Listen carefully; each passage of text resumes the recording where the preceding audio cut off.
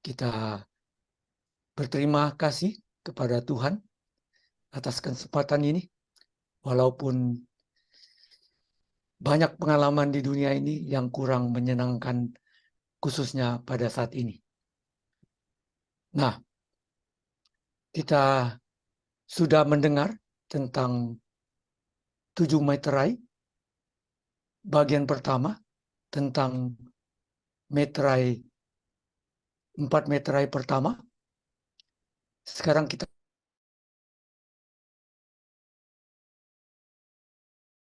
akan kita telah membahas dari 4 meterai yang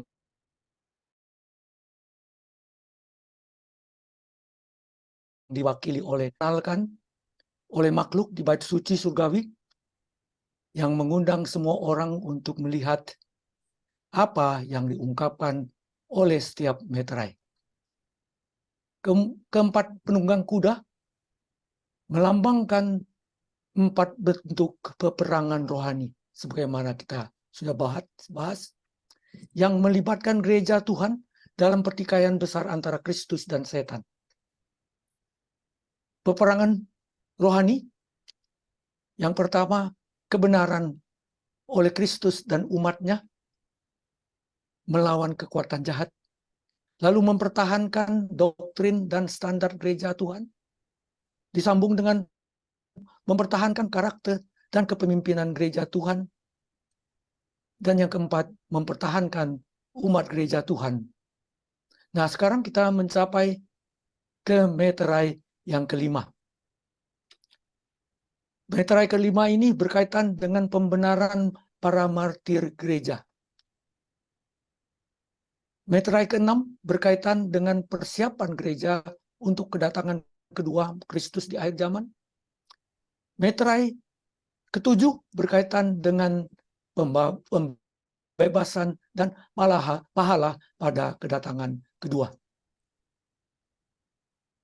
Kita baca, dan ketika anak domba itu membuka meterai yang kelima, aku melihat di bawah mezbah jiwa-jiwa mereka yang telah dibunuh oleh karena firman Tuhan dan oleh karena kesaksian yang mereka miliki. Dan mereka berseru dengan suara nyaring. Katanya, berapa lamakah lagi ya penguasa yang kudus dan benar? Engkau tidak menghakimi dan tidak membalaskan darah kami kepada mereka yang diam di bumi. Nah, di sini dikatakan dibunuh oleh karena firman Tuhan. Ini mengacu pada jutaan martir mati syahid yang dibunuh di bawah kekuasaan kuda pucat dari meterai keempat. Ini merujuk pada kemartiran di masa lalu. Mereka berseru dari bawah altar. Ini menunjukkan bahwa mereka telah menjadi martir. Mezbah melambangkan apa ya? Nah, dalam perjanjian lama, mezbah adalah tempat di pelataran Ka'bah Kudus di mana darah korban dicurahkan. Dengan demikian di luar bait kudus. Dalam perjanjian baru, tempat kudus Yahudi melambangkan tempat suci yang sebenarnya di surga. Oleh karena itu pelataran melambangkan Kalvari yang berada di luar surga, yaitu di bumi ini. Darah para martir kemudian dicurahkan ke bumi karena mezbah melambangkan planet bumi ini. Darah para martir yang ada di bumi. Sekarang kita sampai pada pentingnya jiwa-jiwa yang berseru. Nah, kata jiwa digunakan untuk mengartikan pribadi manusia dalam Alkitab. Para martir ini adalah korban dari gereja yang murtad. Di dalam Great Controversy halaman 59 dikatakan, pada abad ke-13, mesin kepauhusan yang paling mengerikan didirikan, yaitu inkuisisi. Pangeran kegelapan yang bekerja sama dengan para pemimpin hierarki kepausan, jutaan martir yang tercabik-cabik berseru kepada Tuhan untuk membalas dendam atas kekuatan murtad itu. Nah, ada seorang yang bernama Leonid Schöner yang dipenggal di Rothenburg yaitu di Bavaria atau di Bayern pada tahun 1528. Dia menulis doa yang mengilustrasikan perlunya ganti rugi bagi para martir. Kami tercerai-berai seperti domba yang tidak punya gembala, katanya. Kami telah dipaksa untuk meninggalkan rumah. Kami seperti burung gagak malam yang terbang di kebatuan. Kamar kami berlubang dan terjal. Mereka menciptakan kebohongan terhadap kami. Mereka tidak menghentikan kebakaran dan pembunuhan. Ya Tuhan, berapa lama Engkau akan diam? Biarlah itu muncul di hadapan takhta-Mu. Betapa berharganya di mata-Mu darah orang-orang kudus. Oleh karena itu, kami menghibur dalam semua kebutuhan kami. Atas perlindungan hanya pada-Mu. Dan tidak ada selain itu. Tapi tidak ada kenyamanan atau istirahat atau kedamaian di bumi ini. Tetapi Dia yang berhadap padamu tidak akan pernah bingung. Satu lukisan doa yang sangat mengharukan. Pada akhir abad ke-12, seorang pedagang kelahiran kota Lyon, Prancis, bernama Petrus Waldes, bekerja sampingan sebagai seorang pengkhotbah amatir. Mengumpulkan orang-orang miskin berjulukan kaum miskin dari Lyon. Mendirikan jemaat Waldenser yang menolak gereja Roma Katolik. Setelah mereka ditolak dan dinyatakan sebagai pemurtad, mereka diusir dan mengungsi ke lembah Piemont, Itali, Alpen Barat, daerah Pinerolo, yaitu Torre Pellice khususnya. Sampai hari ini, tempat ini tetap adalah pusat Waldensia. Nah, di tengah-tengah kota ini, kita dapat mengunjungi bangunan museum yang berhadapan dengan gereja Waldensia sekarang ini. Inilah Museum Waldensia. Di seberangnya adalah gereja Waldensia. Nah, kita bisa kunjungi tempat ini dan kita bisa melihat tempat bukit ini, ya, yang dimana adalah peninggalan desa Waldensia. Rumah mereka masih kita bisa lihat, ya, dibangun di antara batu-batu di bawah gunung batu. Nah, inilah salah satu peninggalan rumah umat Waldensia ini. Nah, setelah mereka menolak tunduk kepada keputusan perintah tanggal 25 Januari tahun 1655 untuk berbalik kepada induk, maka mereka diserang. Dikirimlah pasukan menghancurkan dan membakar rumah mereka, serta mengepung mereka dengan 15.000 serdadu di lembah tempat tinggal mereka. Setelah beberapa kali mereka sempat bertahan, akhirnya pada tanggal 24 April tahun 1655, pada hari Sabat sebelum Paskah, kira-kira 6.000 umat sipil Waldensia dibunuh. Sebagian besar dijatuhkan ke tebing gunung. Anak-anak direbut dari tangan orang tua mereka. Dibelah dengan pedang. Dihempaskan ke batu gunung. Dan perlakuan brutal. Di beberapa museum di Eropa terdapat lukisan khas autodefi atau tindakan iman. Ritual penebusan dosa publik. Lukisan menggambarkan apa yang terjadi ketika para martir dibakar di tiang pancang. Herannya tidak ada gambar yang memuji Tuhan. Para martir ditelanjangi pakaiannya dan diikat di tiang sementara kayu bakar ditumpuk di sekitar mereka. Sebuah mimbar kemudian didirikan dan di kerumunan berkumpul. Seorang juru bicara gereja induk kemudian menaiki mimbar, memproklamirkan kemuliaan gereja dan kemudian memusatkan perhatian pada pemandangan menyedihkan dari para pelawan ini. Para martir digambarkan sebagai musuh Tuhan. Martir digambarkan memiliki karakter yang paling hitam. Rasa bersalah mereka digambarkan begitu mengerikan sehingga lebih banyak belas kasihan ditunjukkan kepada penjamret dompet atau yang sembunyi-sembunyi atau pembunuh yang paling kejam. Kerumunan akhirnya akan bertepuk tangan saat martir itu diserahkan ke dalam api. Menanggapi seruan para martir sebagaimana dilambangkan dalam meterai kelima ini, Tuhan membenarkan kematian mereka yang benar. Wahyu 16:11 mengatakan, dan kepada mereka masing-masing diberikan sehelai jubah putih. Dan kepada mereka dikatakan bahwa mereka harus beristirahat sedikit waktu lagi hingga genap jumlah kawan-kawan pelayan dan saudara-saudara mereka yang akan dibunuh sama seperti mereka. Apa pentingnya pemberian jubah putih? Bagaimana mungkin jubah putih dapat membenarkan kematian jutaan para syuhada? Hal pertama yang harus kita sadari adalah bahwa jubah putih menunjukkan bahwa para martir adalah para pemenang.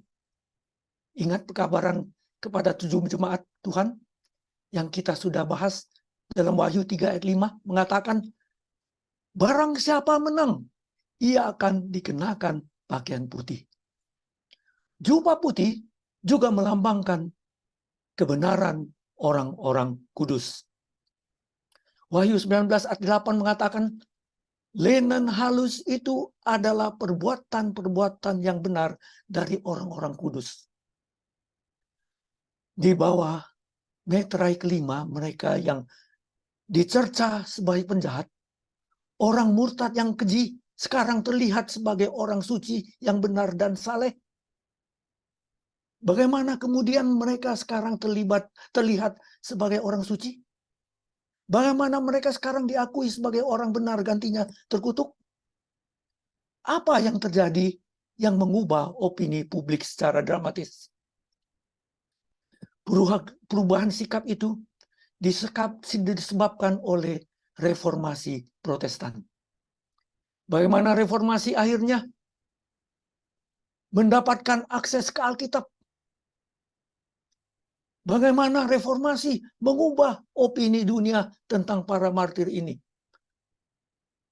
Selama reformasi, bahkan para pendeta dan umat jelata Katolik akhirnya mendapatkan akses ke Alkitab, firman Tuhan, dan dengan dapat dan membacanya. Maaf kata mereka terbuka. Mereka melihat Injil yang sebenarnya diuraikan di halaman-halamannya. Mereka kemudian mengenali siapa orang-orang kudus sejati itu. Mereka terkejut menyadari bahwa gereja induk adalah gereja yang jatuh dan murtad. Ketika mereka mempelajari nubuatan Daniel dan Wahyu, mereka menemukan bahwa gereja induk bukanlah gereja yang benar, melainkan antikristus, manusia durhaka, gereja pelacur, tanduk kecil, binatang bertanduk 10. Dengan kata lain, gereja induk adalah musuh Tuhan Yesus Kristus, bukan wakilnya di bumi. Jika gereja induk adalah antikristus, maka mereka yang tidak setuju dengan pendiriannya, mereka yang menjadi martir, pastilah umat Tuhan yang setia. Mereka pasti tidak lain adalah umat yang setia. Pria dan wanita yang pastinya orang-orang kudus dan saleh. Dengan demikian, proklamasi Injil yang luar biasa yang dibuat oleh para reformator abad ke-16 membuka mata dunia. Sekarang para martir terlihat tidak berpakaian hitam para pelaku kejahatan, melainkan berpakaian putih orang-orang kudus Tuhan.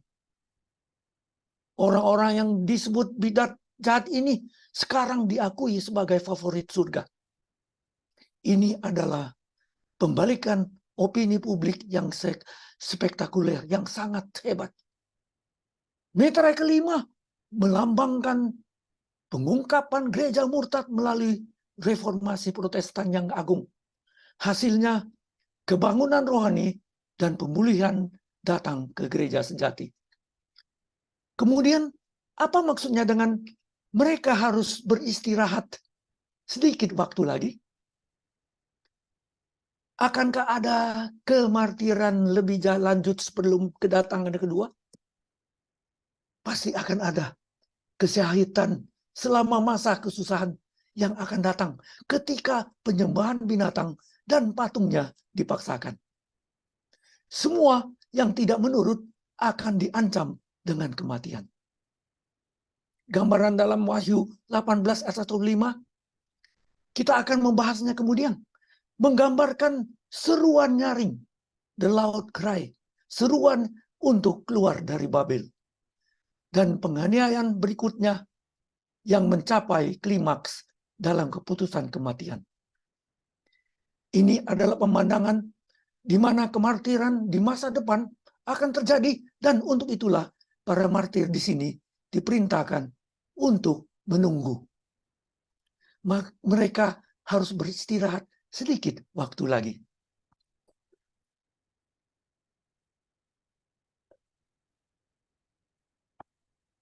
Roh Numot mengatakan banyak orang yang diyakinkan ke dalam kebenaran akan berpihak pada umat pemelihara hukum Tuhan. Ketika pekerjaan besar ini berlangsung dalam pertempuran, sebelum konflik penutup terakhir, banyak yang akan dipenjarakan. Banyak yang akan melarikan diri untuk hidup mereka dari kota-kota besar dan kecil. Dan banyak yang akan menjadi martir demi Kristus dalam membela kebenaran. Para martir disuruh beristirahat atau menunggu sebentar lagi sampai kesahitan terakhir terpenuhi. Mengapa? Karena jelas pada akhir zaman berkaitan dan kelompok terakhir para martir menemui takdir mereka dalam kepicikan hari Yakub. Jadi meterai kelima harus mencakup periode sebelum akhir zaman. Jika tidak, maka tidak akan ada waktu bagi adanya kelompok martir kedua. Perhatikan kata-kata Timotius. Kata-kata yang terdapat di dalam Testimonies to the Church, volume kelima halaman 451. Umat Tuhan kemudian akan terjun ke dalam pemandangan penderitaan dan kesusahan yang digambarkan oleh para nabi sebagai masa kepicikan Yakub. Tanda pembebasan akan diberikan kepada orang-orang yang menuruti perintah-perintah Tuhan, yang memelihara hukum-hukumnya, dan yang menolak tanda dari binatang atau patungnya. Di sini penulis menunjukkan periode ketiga ketika seruan orang-orang kudus selama masa kepicikan Yakub akan didengar dan penderitaan mereka dibalaskan. Itu akan dimulai pada penutupan pintu kasihan ketika Tuhan mulai memberikan hukuman kepada para penganiaya umatnya. Kita sekarang sampai pada meterai ke-6. Wahyu 6 ayat 12 dan 13 mengatakan, maka aku melihat ketika anak domba itu membuka meterai yang ke-6, sesungguhnya terjadilah gempa bumi yang dahsyat dan matahari menjadi hitam bagaikan karung rambut dan bulan menjadi merah, seluruhnya bagaikan darah. Meterai ini berbeda dengan meterai lainnya karena ditulis dalam terminologi literal, sedangkan yang lainnya semuanya dalam bahasa simbolik. Peristiwa meterai ke-6 ditulis secara hurufiah atau literal, sehingga umat Tuhan tidak akan gagal mengenalinya sebagai tanda-tanda akhir zaman. Apakah terjadi gempa bumi yang secara tepat menggambarkan pembukaan meterai ke-6 ini? Nah, dalam catatan gempa bumi antara tahun 1600 sampai 1800 terjadi sekitar 1800 gempa bumi yang merusak. Dari jumlah tersebut, yang terbesar dan paling spektakuler adalah gempa bumi Lisabon. Pada tanggal 1 November 1755, ini terjadi 25 tahun sebelum gelapnya matahari. Sejarah menegaskan bahwa gempa Lisabon adalah yang terbesar yang diketahui pada masa itu, dan memiliki pengaruh yang besar terhadap masyarakat Eropa.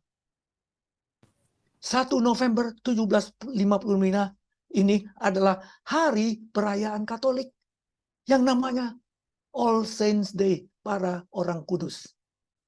Pada jam 9.40, magnitude 8,5 sampai 9, bahkan ada yang mencatat sampai 11, goncangan selama 3 sampai 6 menit. Kematian kira-kira 60.000 dalam waktu 6 menit. Atau sampai, katanya ada sampai 100.000. Dirasakan bahkan sampai di Afrika Utara, Spanyol, Prancis, Swiss, Italia. Gempa bumi terbesar yang pernah tercatat. Gelombang tsunami mencapai Lisabon sekitar 40 menit setelah guncangan destruktif pertama dan melonjak hingga 18 meter di beberapa tempat di dekat Lisabon. Di Azoren, ketinggian gelombang mencapai 15 meter. Dalam 9,3 jam, tsunami tiba di pantai Atlantik Maroko. Di pulau-pulau Karibik, setinggi 6,4 meter. Jumlah total kematian di Portugal diperkirakan 40.000. Publikasi menarik mencatat, gempa telah membuat semua orang berpikir mereka tidak lagi menyukai drama kasih kosong, melainkan mereka malahan berduyun-duyun memenuhi gereja. Sebagian besar peristiwa meterai ini telah diramalkan oleh Yesus bahkan dalam Injil. Mereka diberikan sebagai tanda-tanda peringatan dari hari-hari terakhir dan kebutuhan khusus bagi orang-orang kudus untuk bersiap menghadapi kedatangan yang kedua. Tuhan menyusunnya secara literal sehingga umatnya tidak akan gagal untuk mengenalinya. Ketika Yesus menjelaskan dalam Matius 24 ayat 29 dan 30, peristiwa yang berkaitan dengan kedatangan kedua, ia mencatat 7 kejadian khusus. Yang pertama, gelapnya matahari. Yang kedua, bulan tidak memberikan terangnya. Lalu bintang jatuh. Disambung dengan kekuatan surga diguncang. Tanda anak manusia muncul. Yang keenam, ratapan orang-orang yang tidak selamat. Dan yang ketujuh, penampakan Kristus yang sebenarnya. 6 dari 7 peristiwa yang tercantum diulang dalam meterai ke-6 Wahyu. 3 peristiwa dalam Matius 24 melibatkan matahari, bulan, dan bintang dalam urutan yang sama dengan penyajian meterai ke-6 dalam Wahyu. Tanda-tanda ini terjadi segera setelah masa kesengsaraan pada masa itu, yaitu masa kesengsaraan yang terjadi selama supremasi kepausan. Kesyahidan, mati syahid terakhir pada periode itu adalah terjadi pada tanggal 18 Februari tahun 1762. Seorang yang namanya François Rosetta bersama 3 saudara-saudaranya mati syahid. Ramalan tentang matahari terpenuhi pada hari kegelapan yang terkenal pada tanggal 19 Mei tahun 1780, yang terutama mempengaruhi wilayah timur laut Amerika Utara. Penyebab sebenarnya, banyak orang mengatakan, itu kan gerhana bulan. Tapi sebenarnya dari peristiwa ini tidak diketahui. Namun itu bukan hasil dari gerhana, karena konstelasi bumi bulat. Tidak. Bumi bulan konstelasinya bisa terjadi gerhana. Namun ini adalah akibatnya menyebabkan ketakutan di tempat-tempat di mana itu diamati. Nah, hari kegelapan ini pada tanggal 19 Mai 1785 ini disebut demikian karena kegelapan yang luar biasa pada hari itu meluas ke seluruh New England, USA. Jadi daerah New England yang di USA. Di beberapa tempat, orang tidak dapat melihat untuk membaca cetakan umum di udara terbuka. Burung-burung menyanyi lagu malam mereka, menghilang dan terdiam. Unggas pergi ke sarang, ternak mencari lumbung, dan lilin dinyalakan di rumah-rumah. Penggelapan dimulai sekitar jam 10 pagi dan melanjut hingga tengah malam berikutnya. Dengan perbedaan derajat dan durasi gelap di tempat yang berbeda. Penggelapan matahari terjadi di timur laut Amerika Utara. Mengapa terbatas di wilayah dunia ini? Nah, kitab suci tidak mengungkapkan alasannya. Tetapi ada dua kemungkinan alasan untuk menjelaskan hal ini.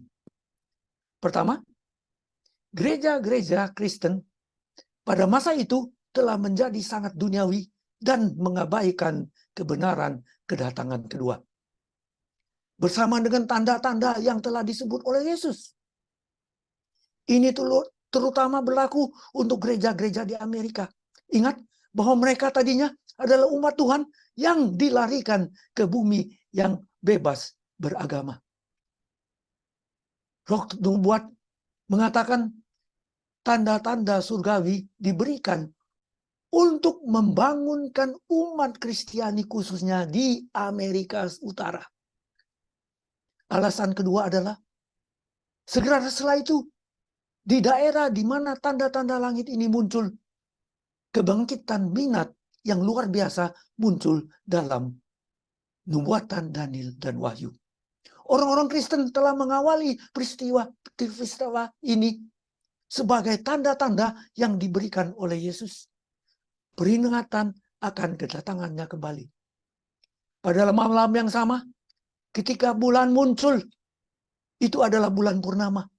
Menunjukkan bahwa itu bukan gerhana, namun tampak merah seperti darah. Tapi tak lama kemudian itu benar-benar menghilang dari pandangan dan kegelapan malam begitu kelam, bahkan kuda pun tersesat.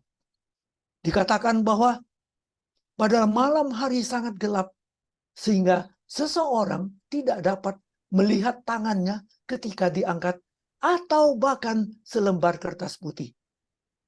Kegelapan malam berikutnya begitu pekat sehingga banyak orang yang berada agak jauh dari rumahnya di jalan yang mereka kenal tidak tanpa kesulitan yang luar biasa menelusuri kembali jalan ke tempat tinggal mereka sendiri.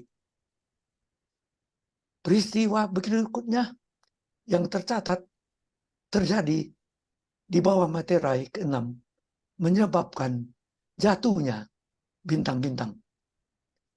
Dan bintang-bintang di langit berjatuhan ke atas bumi bagaikan pohon ara menggugurkan buah-buahnya yang mentah apabila ia digoncang angin yang kencang.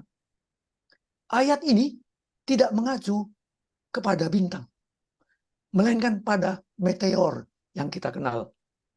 Apakah meteor muncul setelah hari ke-8 tahun 1780 sedemikian rupa untuk memenuhi prediksi ini? Faktanya adalah selalu ada meteor yang telah ditelusuri kembali sejak tahun 1902.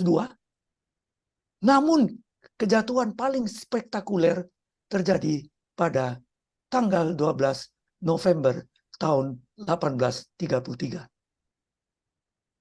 Badai meteor Leonid terlihat di seluruh Amerika Serikat pada malam dan dini hari tanggal 12 dan 13 November 1833. Mereka yang terjaga untuk menyaksikan badai tersebut terkagum-kagum karena antara 50.000 sampai 150.000 meteor jatuh setiap jam.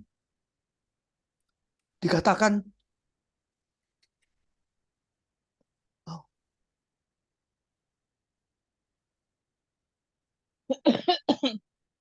selama hampir 4 jam langit benar-benar terbakar. Lebih dari 1 miliar bintang jatuh muncul di Amerika Serikat dan Kanada saja. The Falling of the Stars ditulis oleh Peter Millman di dalam The Telescope tahun 1940. Kita sekarang berdiri di antara ayat 13 dan 14 dari Wahyu 6. Peristiwa besar berikutnya dalam sejarah sejauh menyangkut garis nubuatan ini dijelaskan sebagai berikut. Maka menyusutlah langit bagaikan gulungan kitab yang digulung dan tergeserlah gunung-gunung dan pulau-pulau dari tempatnya. Surga manakah yang menyusut sebagai gulungan ini? Itu tidak mungkin surga ketiga. Karena surga tiga, disitulah tempat Tuhan bertakhta. Tidak diragukan lagi, ini harus langit yang pertama. Yang disebut langit atmosfer. Namun pada kedatangan kedua, area ruangan lainnya juga akan terpengaruh. Kata Yesus di dalam Matius 24-29, langit dan kuasa-kuasa langit akan goncang. Ini mengacu pada kekuatan langit kedua. Luar angkasa, matahari, bulan, dan bintang.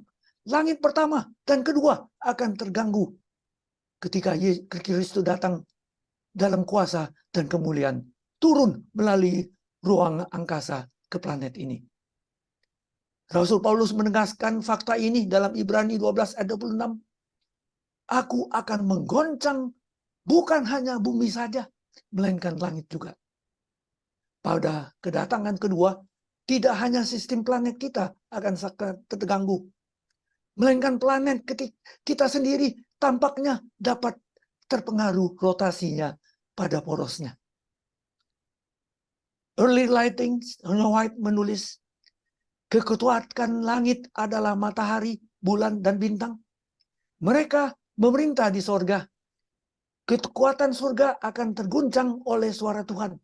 Kemudian matahari, bulan, dan bintang-bintang akan dipindahkan dari tempatnya. Mereka tidak akan berlalu, tetapi akan terguncang oleh suara Tuhan. Awan gelap dan tebal datang dan bentrok satu sama lain. Suasana terbelah dan berputar kembali. Lalu kami dapat melihat ke atas melalui ruang terbuka di Orion, dari mana datang suara Tuhan. Dan tergeserlah gunung-gunung dan pulau-pulau dari tempatnya.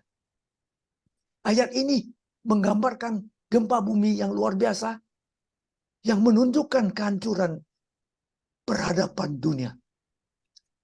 Cakrawala tampak terbuka dan tertutup. Gunung-gunung bergoncang seperti bulu tertiup angin.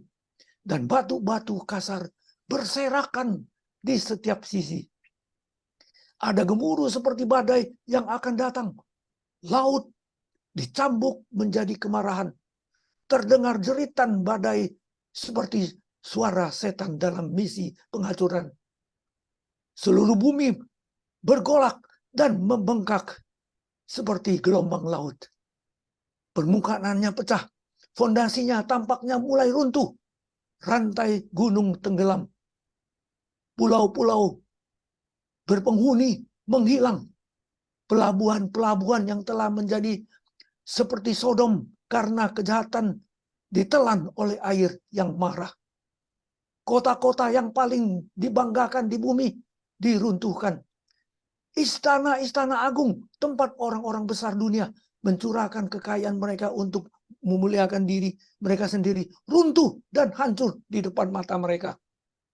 Tembok penjara terkoyak, dan umat Tuhan yang telah ditahan dalam perbudakan karena iman mereka dibebaskan. Sekarang kita sampai pada penampakan Kristus yang sebenarnya di surga. Penduduk dunia akan dapat melihat hingga jarak yang sangat jauh. Mereka melihat meterai ke-6 menggambarkan reaksi orang-orang yang tidak diselamatkan ketika mereka melihat kedatangan Kristus. Wahyu 6:15 mengatakan, dan raja-raja di bumi dan pembesar-pembesar serta perwira-perwira dan orang-orang kaya serta orang-orang berkuasa dan semua budak serta orang merdeka bersembunyi ke dalam gua-gua dan celah-celah batu karang di gunung. Berbagai lapisan seluruh umat manusia bersembunyi karena mereka tahu kiamat telah tiba. Mereka mengetahui fakta ini karena mereka telah mendengar pekabaran kedatangan Kristus yang telah terdengar di seluruh dunia, terutama dalam seruan nyaring Wahyu 18 ayat 1-4. Semua golongan orang yang tidak diselamatkan, yang telah mendukung gereja palsu, sekarang dalam keputusasaan, memanggil gunung dan bebatuan. Wahyu 6 ayat 16 dan 17 mengatakan, dan mereka berkata kepada gunung-gunung dan kepada batu-batu karang itu, runtuhlah menimpa kami dan sembunyikan kami terhadap Dia yang duduk di atas takhta dan terhadap murka anak domba itu. Sebab sudah tiba hari besar murka mereka, dan siapakah yang dapat bertahan? Pelarian yang menakutkan dari orang-orang yang tidak selamat ini mengungkapkan bahwa saat kedatangan Kristus kembali sudah tiba. Mereka yang tidak diselamatkan melarikan diri ke pegunungan, yang menunjukkan bahwa kedatangan kembali Kristus ke bumi menjadi semakin dekat. Selama adegan terakhir yang menentukan ini, terdengar seruan putus asa umat manusia yang hilang.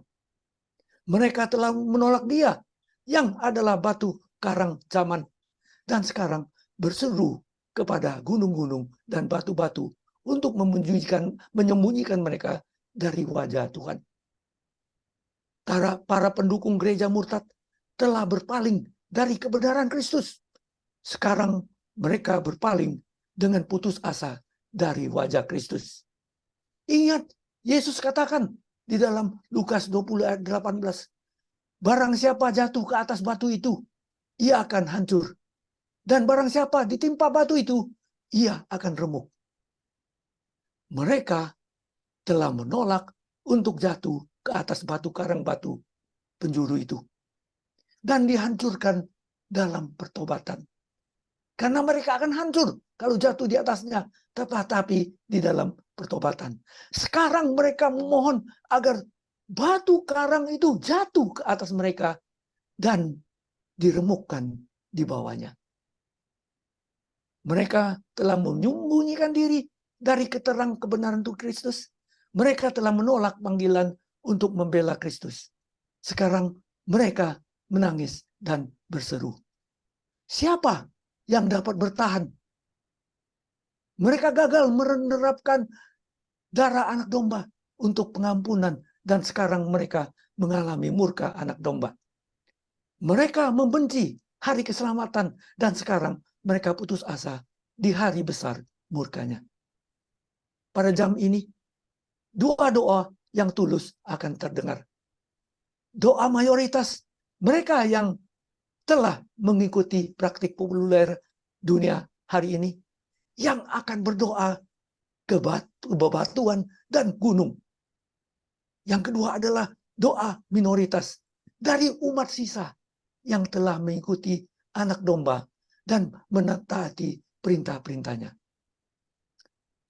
Doa mereka akan seperti yang Yesaya lukiskan. Pada waktu itu orang akan berkata, sesungguhnya inilah Tuhan kita yang kita nanti-nantikan supaya kita diselamatkan. Inilah Tuhan yang kita nanti-nantikan. Marilah kita bersorak-sorak dan bersukacita oleh karena keselamatan yang diadakannya. Betapa mereka telah menunggu dengan sabar. Mereka menanggung penganiayaan, menanggung ancaman kematian. Mereka telah menunggu dengan daya tahan yang luar biasa.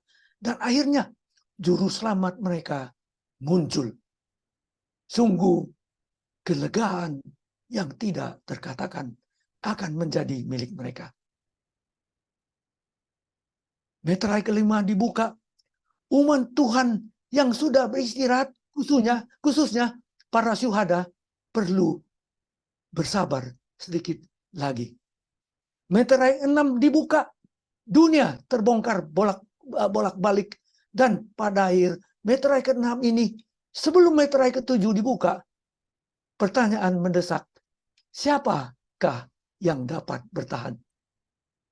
Setiap orang perlu mengetahui jawaban atas pertanyaan itu. Ini adalah pertanyaan yang paling penting dari semua pertanyaan untuk generasi akhir bumi ini. Jawaban atas pertanyaan tentang siapa yang dapat bertahan ditemukan dalam Wahyu 7 ayat 1-3. Kemudian daripada itu, aku melihat 4 malaikat berdiri pada keempat penjuru bumi, dan mereka menahan keempat angin bumi, supaya jangan ada angin bertiup di darat, atau di laut, atau di pohon-pohon. Dan aku melihat seorang malaikat lain muncul dari tempat matahari terbit. Ia membawa meterai Tuhan yang hidup, dan ia berseru dengan suara nyaring kepada keempat malaikat yang ditugaskan untuk merusakkan bumi dan laut.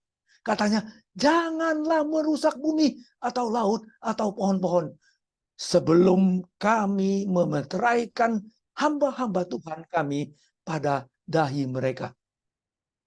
Satu-satunya orang yang dapat bertahan ketika Kristus datang adalah tidak lain mereka yang memiliki meterai khusus Tuhan. Nabi juga menyaksikan 4 malaikat menahan 4 mata angin yang menunjukkan penghakiman Tuhan. Mereka menahan angin penghakiman agar para hamba Tuhan dapat dimeteraikan di dahi mereka. Serta mengungkapkan tujuan akhir dan pahala bagi mereka yang telah berdiri dengan setia bagi Kristus. Akhir daripada meterai ke-6 menggambarkan kejatuhan gereja yang murtad. Pada saat ini gereja murtad akan mendunia dan terdiri dari semua orang yang tidak diselamatkan. Wahyu 13 ayat 8 mengatakan, dan semua orang yang diam di atas bumi akan menyembahnya, yaitu setiap orang yang namanya tidak tertulis di dalam kitab kehidupan dari anak domba yang telah disembelih. Akhir meterai ke-6 juga mengungkapkan pemeteraian mereka yang terdiri dari gereja sejati dan menjamin mereka akan pembebasan pada kedatangan kedua. Umat Tuhan di sini dipersiapkan. Siapakah mereka ini? Kita menemukan 144.000 dan kumpulan besar orang banyak yang tidak terhitung banyaknya. Kita sudah mempelajarinya, bukan? Sekarang ketika ia membuka mata meterai yang ke-7, Wahyu 8 ayat 1 mengatakan, dan ketika anak domba itu membuka meterai yang ke-7, maka sunyi senyaplah sorga, kira-kira setengah jam lamanya. Keheningan di sorga ini mungkin tampak seperti anti klimaks. Tetapi sebenarnya tidak. Meterai ke-7 ini adalah salah satu yang paling mendebarkan. Meterai ke-6 menggambarkan pergolakan yang luar biasa. Gempa bumi yang hebat. Matahari menjadi gelap. Bulan tampak seperti darah. Bintang-bintang berjatuhan ke bumi. Penduduk dunia dilanda kepanikan yang mengerikan. Tapi kemudian ada keheningan. Mengapa ada keheningan ketika biasanya ada musik dan pujian yang terus-menerus di hadirat Tuhan? Mari kita dengarkan malam Rabu depan. Semoga kita bersiap untuk menerima kedatangannya. Mari kita berdoa. Terima kasih ya Bapak. Kami berkesempatan untuk mempelajari firman-Mu ini. Janji-janji-Mu yang luar biasa. Jadwal luar biasa perjalanan nasib dunia. Sedemikian berlaku terhadap kami zaman sekarang ini. Betapa kami harus berada di sisi-Mu. Oleh karena itu ya Tuhan, tolonglah kami di dalam mengambil keputusan yang benar. Serta menarik orang lain juga melakukannya. Berkatilah kami. Sertailah kami. Dalam nama Yesus, penebus dan juru selamat kami. Amin. Amin. Semoga kasih karunia Tuhan Yesus menyertai kita sekalian. Amin. Amin. Baiklah, terima kasih banyak atas pembahasan firman Tuhan yang begitu baik oleh Saudara Rusli Dalias. Kita sudah melihat betapa hebat dan dahsyatnya kuasa Tuhan. Biarlah kita tetap setia hingga kedatangan Yesus yang kedua kali. Berikut ini kita akan mendengarkan lagu spesial yang kedua, What a Beautiful Name by Tremble Etim. Menunjuk ke tengah yang penting. Apa yang dikatakan, ditunjukkan oleh jari tunjuk. Kembali kepada yang paling jempol. Bayangkan apabila kita berdoa. Satu sama lain. Ada yang besar, ada yang kecil, ada yang tinggi, ada yang pendek. Coba kita melipat tangan. Betapa dekatnya sekarang kita. Betapa dekatnya kita satu sama lain di dalam doa.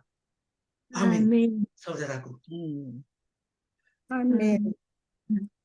Baiklah. Terus kalau satu jari tidak ada, kita tidak bisa full bekerja. Ya. Betapa pentingnya memelihara satu sama lain. Ya. Amin, amin. Baiklah, kita akan mendengarkan lagu penutup, lagu Sion nomor 372, Semberang Langit Biru. Waduh.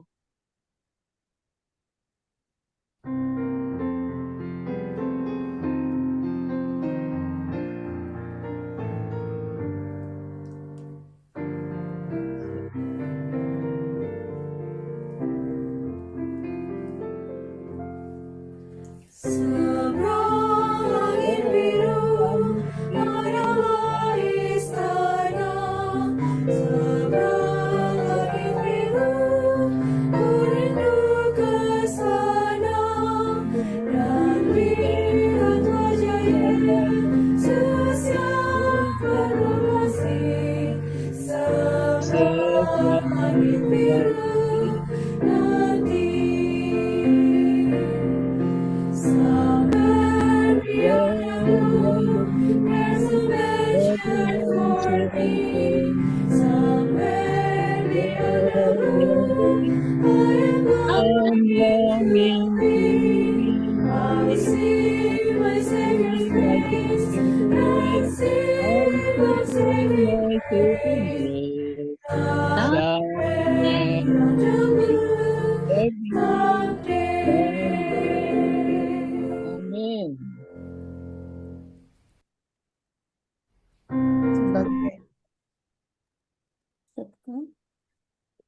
Sebagai doa penutup, Kami undang Saudara Rusli Dalias untuk melanjutkan doa. Disambung dengan doa Bapa kami. Kami persilahkan. Mari kita tunduk kepala bersama-sama. Allah Bapa kami yang Maha Kasih, yang berkerajaan di dalam kerajaan surga. Kami datang kepadamu ya Tuhan, mengucap syukur terlebih atas kasih setiamu yang menerima kami, yang sebagai orang berdosa namun Engkau menghapuskan segalanya sehingga kami ini layak di hadapan hadirat-Mu. Ya Bapak, kami tahu kami hidup di satu masa yang sangat genting, di mana kami patut bersedia setiap waktu, setia menantikan kedatangan-Mu. Sehingga apapun yang terjadi, detik berikutnya, kami ada di dalam tangan-Mu. Ya Bapak, berkatilah perkumpulan ini, berkati pula mereka yang tidak sempat hadir pada saat ini. Namun, kasih-Mu lah yang juga berlaku atas semua umat-Mu. Ya Tuhan, banyak permintaan kami, terlebih mereka yang sakit, mereka yang susah. Tolong mereka, agar mereka tidak tergoda untuk meninggalkan Engkau, melainkan mendengar suara-Mu serta setia di dalam tangan-Mu.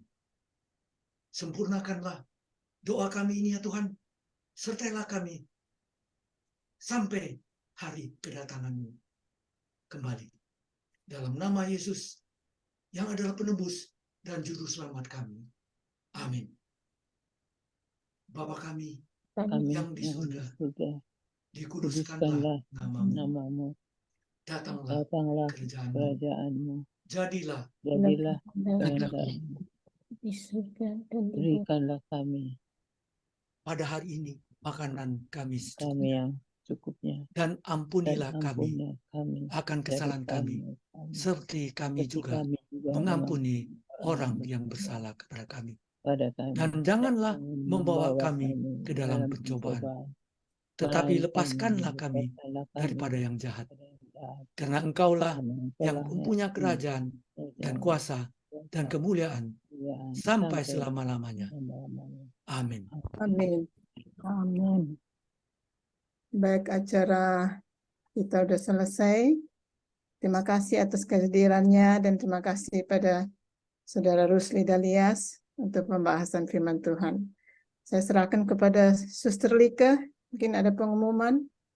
Terima kasih, Sus Anita sudah pimpin. Yuk kita foto bersama dahulu ya. Tolong dibuka sebagai kenang-kenangan. Sebagai kenang-kenangan, tolong buka kameranya. Tadi Iya, sudah di snapshot kayaknya. selalu. Itu ada Itulah. candid camera sudah selalu siap. Tapi mungkin bagi yang kameranya belum dibuka, silakan dibuka. Kita akan foto bersama ya. Oke, saya lihat masih ada Tante Susan, Luna juga belum, Opi juga belum dibuka, Eda Bernika, Om Dahlan dan Tante Lea juga belum. Ini ada Samsung juga belum. Ayo, jangan malu-malu. Saya juga lihat di sini baru ada Ibu, ada namanya Doa Fellowship, tapi saya baru lihat pertama kali.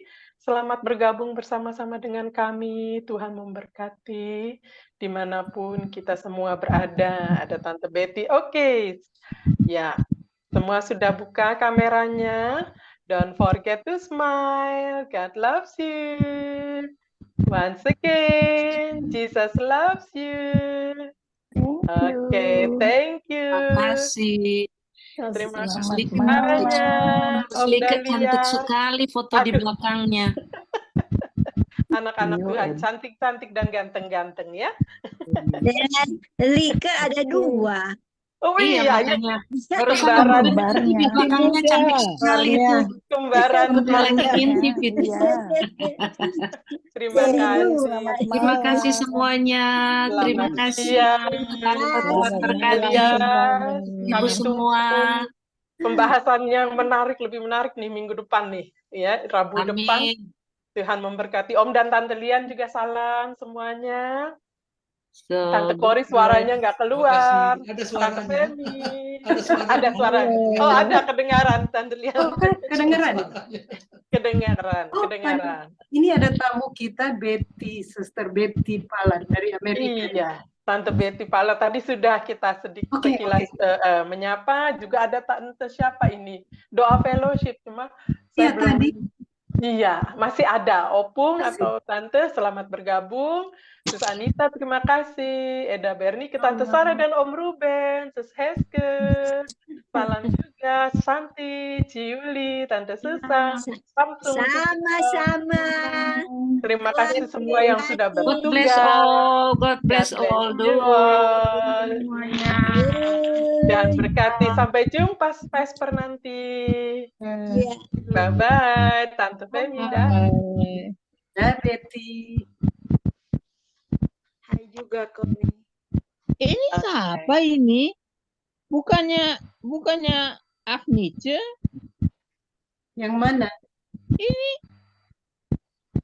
Yang mana Yang baju ini? merah. Oh, doa ini. Fellowship. Itu siapa? Yang merah. Baju Yang baju merah. merah. Ibu siapa nih? Tante Betty Palar. Nenek. Yang merah. Salah. Yang Ini, baju ini. orange. Orange. Iya. Nah, ini yang Siapa? baju merah. Doa fellowship.